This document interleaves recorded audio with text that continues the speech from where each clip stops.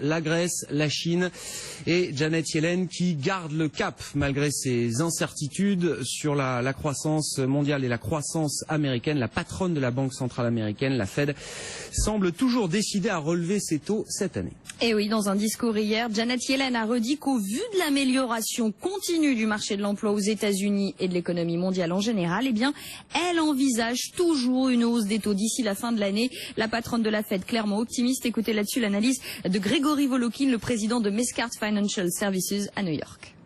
Plusieurs points à retenir. D'abord, un ton optimiste, ce qui est important à souligner, et un optimiste qui est non seulement sur l'économie aux États-Unis, mais elle souligne aussi que la croissance à l'étranger pourrait surprendre par sa vigueur et être un élément positif pour l'économie américaine. Donc ça, c'est à souligner. C'est une nouvelle partie de son discours. Peut-être qu'elle s'est un peu inspirée des chiffres chinois de cette nuit qui étaient meilleurs que prévu. Mais enfin, donc, optimiste non seulement pour les États-Unis, mais pour l'étranger. Et puis aussi, elle met évidemment en garde contre les chocs exogènes. Donc là, elle parle de la Chine au niveau des marchés financiers et elle parle de la Grèce. Au niveau de l'inflation, elle dit qu'elle est confiante que le niveau d'inflation arrivera plus ou moins rapidement à ses objectifs, aux objectifs de la Fed. Le marché de l'emploi va dans le bon sens. Donc c'est un discours optimiste qui indique que dans la tête, en tout cas de la Fed, il est encore tout à fait censé de faire une hausse des taux avant la fin de l'année. Grégory Volokhin, le président de Mescart Financial Services, qui était hier dans Intégral Bourse, comme chaque après-midi, dès 15h sur BFM Business. Impact de tout cela sur les marchés. BFM Business. Intégral Bourse, premier quart d'heure de cotation à New York. Et oui, New York qui cote évidemment depuis maintenant un quart d'heure à la hausse. D'ailleurs, le Dow Jones gagne 0,27%. On rejoint sur place au cœur de Manhattan Grégory Volokhin. Bonjour Grégory. Bonjour. Grégory Volokhin, le président de Mescart Financial Services, en direct avec nous. Bon, est-ce que vous observez une réaction des marchés américains à cette conférence de presse de Mario Draghi aujourd'hui? Je dirais pas que les marchés américains réagissent directement à la conférence de Draghi. D'abord, il n'y a pas eu vraiment de surprise. Si on regarde un peu ce qui se passe dans les indices aux États-Unis, je dirais surtout la réaction ce matin est au résultat des compagnies, puisque c'est par exemple des grandes banques, les plus grandes banques qui ont publié, comme Goldman Sachs ou Citigroup. Et les marchés là, ils ont quelque chose à se mettre sous la dent qui est peut-être un peu moins aléatoire qu'une conférence de presse de plus. On en a tous les jours maintenant. Hein. N'oubliez pas que hier c'était Janet Yellen.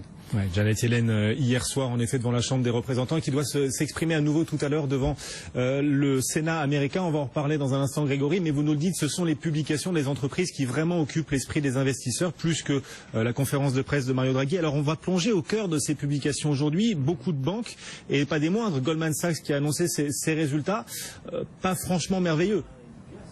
Oui, ça c'est très intéressant parce qu'en fait chaque banque a ses points forts et ses points faibles. Et ce qu'on pouvait dire pour l'ensemble des banques, parce qu'elles ont toutes publié, sauf Morgan Stanley, c'est que elles s'en sortaient très très bien grâce à leur baisse de dépenses. Baisse de dépenses, comment on y arrive quand on est une banque? Il n'y a pas beaucoup de choses qu'on puisse faire. Ou bien on licencie du personnel, c'est qu'a fait par exemple Bank of America, ou bien on baisse les salaires. Ce que font la plupart des banques. Et là, Goldman Sachs, ils sont un peu dans le sens contraire. Il n'y a pas de baisse des dépenses de leur côté. Par contre, il y a une très grosse chute des revenus de ce que j'appellerais leur trading en fonds propres. Alors c'est ce qui s'appelle ici FICC, c'est tout ce qui concerne le trading en obligations, en actions face à leurs clients. Et là, c'est une baisse de 30%. C'est pas terrible. Alors, il y a évidemment beaucoup de raisons qui expliquent ça. Une des principales raisons, c'est qu'ils doivent vraiment limiter leur voilure à cause de Dodd-Frank. Donc, ils peuvent immobiliser beaucoup moins de capital au niveau du trading et donc ils diminuent cette activité. Mais alors, vous mettez en face, par exemple, une Citigroup et là, c'est tout à fait le contraire.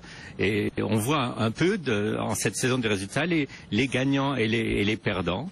Et c'est assez rare de voir que Goldman Sachs n'est pas dans le peloton de tête au niveau de ses résultats.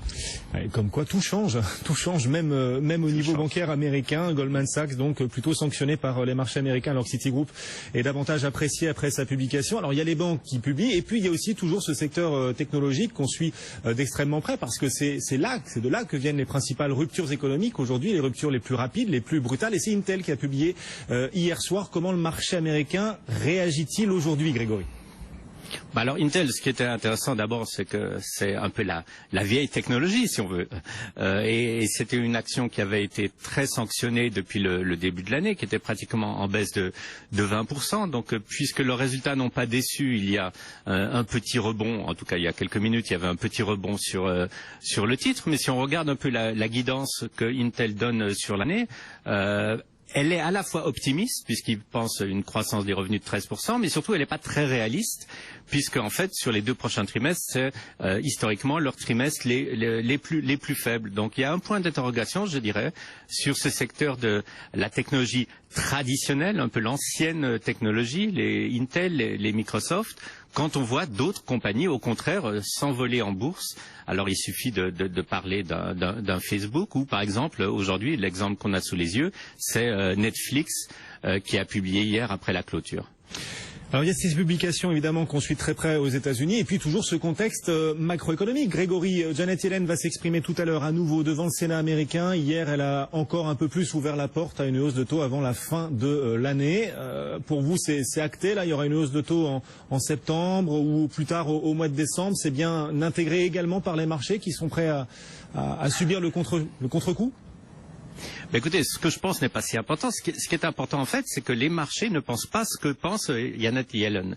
Quand on regarde le marché des futurs, le marché des futurs parie qu'en fait il n'y aura pas de hausse ou très peu de chances de hausse des taux en septembre, peut-être une hausse en décembre à 22 ou 23%, et ils sont en train de parier massivement pour que la première hausse des taux se fasse en 2016. Et tout le travail de Janet Yellen, c'est d'essayer de convaincre le marché qu'en fait la Fed a déjà le doigt sur la gâchette et que s'il n'y avait pas, et elle le dit clairement, ces 2 obstacles externes, hein, puisqu'elle parle vraiment d'obstacles externes qu'on peut nommer, hein, la Grèce et la Chine, on aurait pu peut-être déjà avoir une hausse des taux. Donc je pense qu'il faut que les marchés obligataires aux États-Unis commencent à vraiment intégrer ce que nous dit Janet Yellen. Et ce qu'elle dit, c'est une hausse des taux arrivera cette année. Le rythme de hausse des taux sera sûrement lent.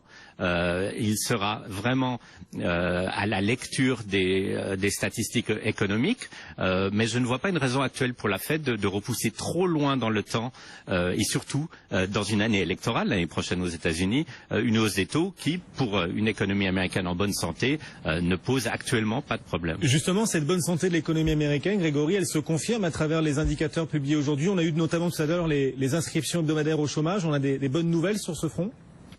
Oui, c'est de nouveau un chiffre excellent. Vous savez que dès qu'on a moins que 300 000 demandes d'indemnisation chômage, on est vraiment là dans les chiffres qui montrent qu'il y a des créations d'emplois totales grâce à la démographie notamment. Donc oui, c'est tout à fait soutenu ce marché américain par le marché de l'emploi.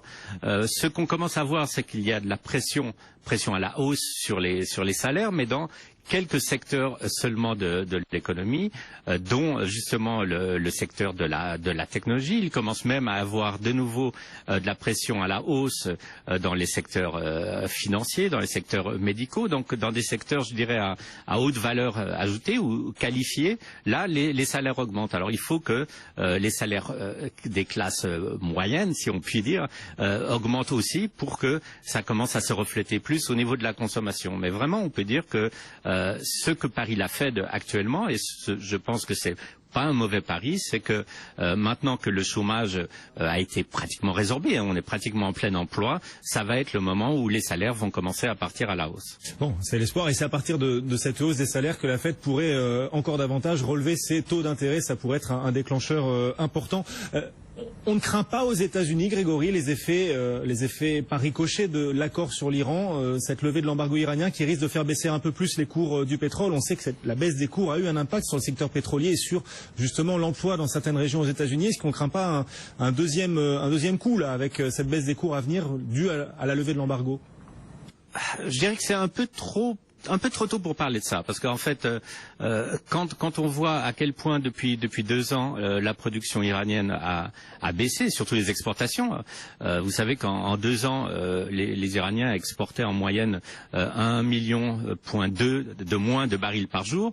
Ils vont mettre au moins une année pour rattraper à peine la moitié de ce niveau-là. Donc, à court terme, je dirais, c'est pas le problème que se posent les politiciens, parce qu'on parle des politiciens américains. Le problème des politiciens américains, c'est est-ce qu'ils vont voter pour ou contre cet accord. Vous savez que à la rentrée, au mois de septembre, le Sénat et la Chambre des représentants doivent accepter ou refuser l'accord qui a été signé à Vienne. Et pour le moment, quand on entend les représentants, on n'entend pas vraiment de l'enthousiasme, bien au contraire. Du côté des républicains, évidemment, il y a une très très grande méfiance de tout ce qui vient de Obama et de son équipe. Mais du côté des démocrates et des leaders démocrates, il y a aussi énormément de questions qui sont posées sur la validité de cet accord et sur le sérieux, par exemple, de la façon dont on va pouvoir vérifier si les Iraniens suivent l'accord. Et puis il y a cette grande question, pourquoi recommencer ou laisser les Iraniens racheter des armes dans 8 ans, qui semble être un peu alors quelque chose sur lequel tous les politiciens américains sont d'accord, en tout cas d'accord de s'y opposer.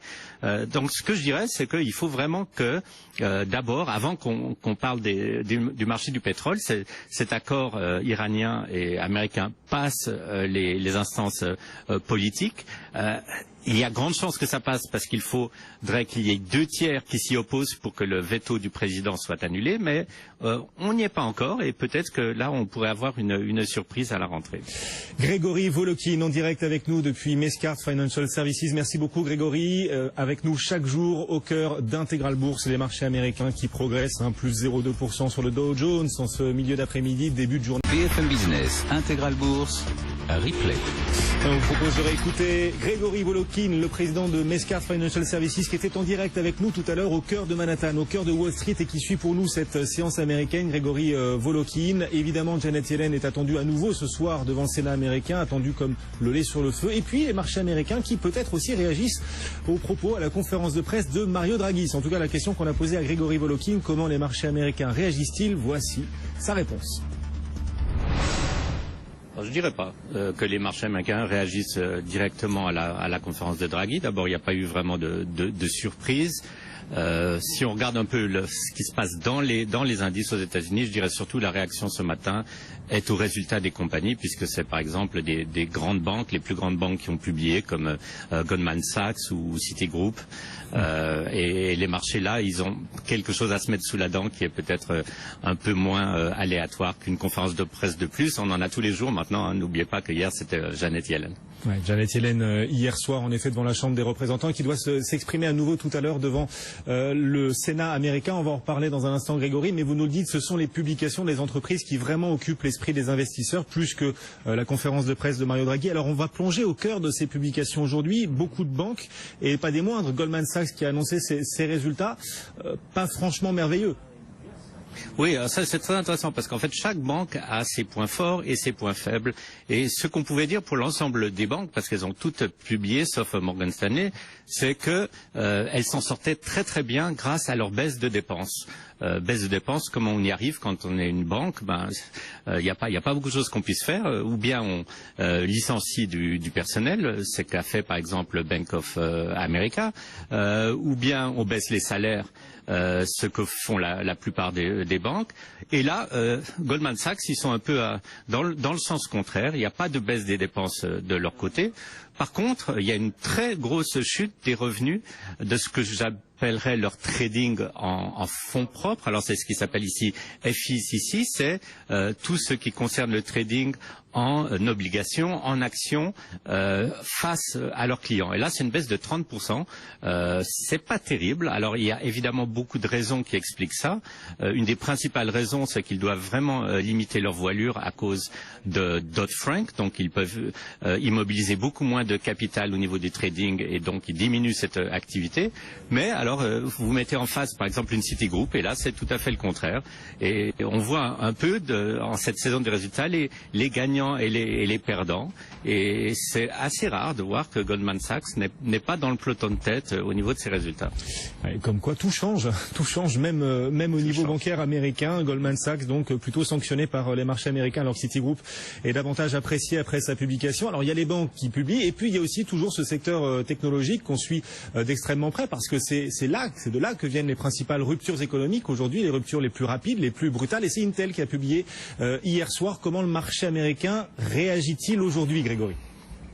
Alors Intel, ce qui était intéressant d'abord, c'est que c'est un peu la vieille technologie, si on veut, et c'était une action qui avait été très sanctionnée depuis le début de l'année, qui était pratiquement en baisse de 20%. Donc, puisque leurs résultats n'ont pas déçu, il y a un petit rebond. En tout cas, il y a quelques minutes, il y avait un petit rebond sur le titre. Mais si on regarde un peu la guidance que Intel donne sur l'année. Elle est à la fois optimiste, puisqu'il pense une croissance des revenus de 13%, mais surtout elle n'est pas très réaliste, puisque en fait sur les 2 prochains trimestres, c'est historiquement leurs trimestres les plus faibles. Donc il y a un point d'interrogation, je dirais, sur ce secteur de la technologie traditionnelle, un peu l'ancienne technologie, les Intel, les Microsoft, quand on voit d'autres compagnies, au contraire, s'envoler en bourse. Alors il suffit de parler d'un Facebook ou, par exemple, aujourd'hui, l'exemple qu'on a sous les yeux, c'est Netflix qui a publié hier après la clôture. Alors il y a ces publications évidemment qu'on suit très près aux États-Unis et puis toujours ce contexte macroéconomique. Grégory, Janet Yellen va s'exprimer tout à l'heure à nouveau devant le Sénat américain. Hier, elle a encore un peu plus ouvert la porte à une hausse de taux avant la fin de l'année. Pour vous, c'est acté là? Il y aura une hausse de taux en septembre ou plus tard au mois de décembre. C'est bien intégré également par les marchés qui sont prêts à subir le contre-coup? Écoutez, ce que je pense n'est pas si important. Ce qui est important, en fait, c'est que les marchés ne pensent pas ce que pense Janet Yellen. Quand on regarde le marché des futurs, le marché des futurs parie qu'en fait, il n'y aura pas de hausse ou très peu de chances de hausse des taux en septembre, peut-être une hausse en décembre à 22 ou 23%, et ils sont en train de parier massivement pour que la première hausse des taux se fasse en 2016. Et tout le travail de Janet Yellen, c'est d'essayer de convaincre le marché qu'en fait la Fed a déjà le doigt sur la gâchette et que s'il n'y avait pas, et elle le dit clairement, ces 2 obstacles externes, puisqu'elle parle vraiment d'obstacles externes qu'on peut nommer, la Grèce et la Chine, on aurait pu peut-être déjà avoir une hausse des taux. Donc je pense qu'il faut que les marchés obligataires aux États-Unis commencent à vraiment intégrer ce que nous dit Janet Yellen. Et ce qu'elle dit, c'est une hausse des taux arrivera cette année. Le rythme de hausse des taux sera sûrement lent. Il sera vraiment à la lecture des statistiques économiques, mais je ne vois pas une raison actuelle pour la Fed de repousser trop loin dans le temps et surtout dans une année électorale, l'année prochaine aux États-Unis, une hausse des taux qui, pour une économie américaine en bonne santé, ne pose actuellement pas de problème. Justement, cette bonne santé de l'économie américaine, Grégory, elle se confirme à travers les indicateurs publiés aujourd'hui. On a eu notamment tout à l'heure les inscriptions hebdomadaires au chômage. On a des bonnes nouvelles sur ce front? Oui, c'est de nouveau un chiffre excellent. Vous savez que dès qu'on a moins que 300 000 demandes d'indemnisation chômage, on est vraiment là dans les chiffres qui montrent qu'il y a des créations d'emplois totales grâce à la démographie notamment. Donc oui, c'est tout à fait soutenu ce marché américain par le marché de l'emploi. Ce qu'on commence à voir, c'est qu'il y a de la pression à la hausse sur les salaires, mais dans quelques secteurs seulement de l'économie, dont justement le secteur de la technologie. Il commence même à avoir de nouveau de la pression à la hausse dans les secteurs financiers, dans les secteurs médicaux, donc dans des secteurs, je dirais, à haute valeur ajoutée ou qualifiés. Là, les salaires augmentent. Alors il faut que les salaires des classes moyennes, si on peut dire, augmentent aussi pour que ça commence à se refléter plus au niveau de la consommation. Mais vraiment, on peut dire que ce que parie la Fed actuellement, et je pense que c'est pas un mauvais pari, c'est que maintenant que le chômage a été pratiquement résorbé, on est pratiquement en plein emploi, ça va être le moment où les salaires vont commencer à partir à la hausse. Bon, c'est l'espoir, et c'est à partir de cette hausse des salaires que la Fed pourrait encore davantage relever ses taux d'intérêt. Ça pourrait être un déclencheur important. On ne craint pas aux États-Unis, Grégory, les effets par ricochet de l'accord sur l'Iran, cette levée de l'embargo iranien qui risque de faire baisser un peu plus les cours du pétrole. On sait que la baisse des cours a eu un impact sur le secteur pétrolier et sur justement l'emploi dans certaines régions aux États-Unis. Est-ce qu'on ne craint pas un deuxième coup là avec cette baisse des cours à venir due à la levée de l'embargo?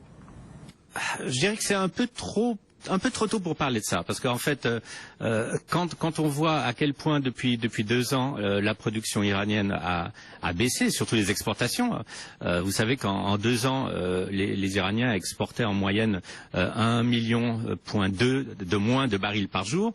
Ils vont mettre au moins une année pour rattraper à peine la moitié de ce niveau-là. Donc, à court terme, je dirais, c'est pas le problème que se posent les politiciens, parce qu'on parle des politiciens américains. Le problème des politiciens américains, c'est est-ce qu'ils vont voter pour ou contre cet accord. Vous savez que à la rentrée, au mois de septembre, le Sénat et la Chambre des représentants doivent accepter ou refuser l'accord qui a été signé à Vienne. Et pour le moment, quand on entend les représentants, on n'entend pas vraiment de l'enthousiasme, bien au contraire. Du côté des républicains, évidemment, il y a une très très grande méfiance de tout ce qui vient de Obama et de son équipe. Mais du côté des démocrates et des leaders démocrates, il y a aussi énormément de questions qui sont posées sur la validité de cet accord et sur le sérieux, par exemple, de la façon dont on va pouvoir vérifier si les Iraniens suivent l'accord. Et puis il y a cette grande question, pourquoi recommencer ou laisser les Iraniens racheter des armes dans 8 ans, qui semble être un peu alors quelque chose sur lequel tous les politiciens américains sont d'accord, en tout cas d'accord de s'y opposer. Donc ce que je dirais, c'est qu'il faut vraiment que d'abord, avant qu'on parle du marché du pétrole, cet accord iranien et américain passe les instances politiques. Il y a grande chance que ça passe parce qu'il faudrait qu'il y ait 2 tiers qui s'y opposent pour que le veto du président soit annulé, mais on n'y est pas encore et peut-être que là on pourrait avoir une surprise à la rentrée. Voilà ce que nous disait Grégory Volokin, le président de Mescart Financial Services, qui était en direct avec nous il y a moins d'1 heure dans des marchés américains toujours en hausse. Le S&P gagne 0,6%, il est bientôt 17h, plus 0,6% sur le S&P, plus 0,9% sur le Nasdaq. Voilà où on en est sur le CAC 40. C'est aussi une belle hausse d'1,6%. BFM Business, Intégral Bourse.